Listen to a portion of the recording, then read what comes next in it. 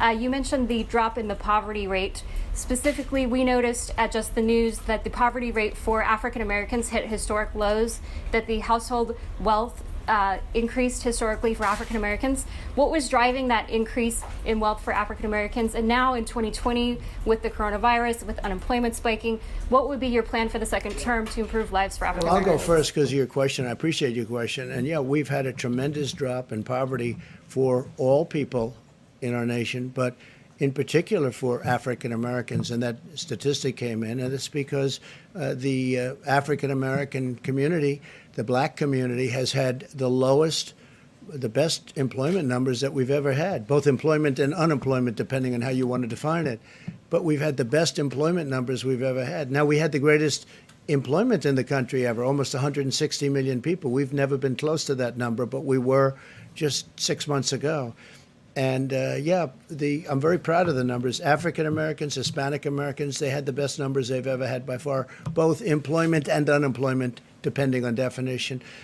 The census recently found that in the second quarter of 2020, Hispanic Americans' home ownership reached a record all-time high. That's all-time in the history of our country. Yesterday, the census reported that median income for Americans increased by an unprecedented $4,400 last year to a record of $68,700. In 2019, income inequality fell for the second straight year. The income gap widened under the Obama-Biden administration, and it widened fairly substantially, and it narrowed under the Trump administration. So there's a little fact that you didn't know. So it narrowed under us, and it widened under Obama. Income grew more last year alone than over the entire 8 years of Obama-Biden.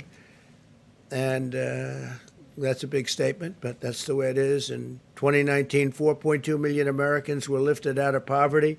That's the largest poverty reduction under any president in history. 4.2 million Americans were lifted out of poverty.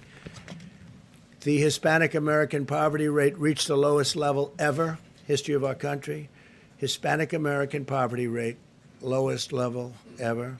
I created the greatest and fairest economy in history. The biggest gains went to lower income Americans. As they measure that kind of thing, we will be back to full strength very soon. We're going to have a fantastic year next year. It's looking like that. I think you're going to have an incredible third quarter. The numbers are looking very, very strong for the third quarter. We have numbers that we're going to put out tomorrow, some of the individual things. Car production, housing ownership. So many different things are just at levels that nobody thought possible as we round the turn on the pandemic.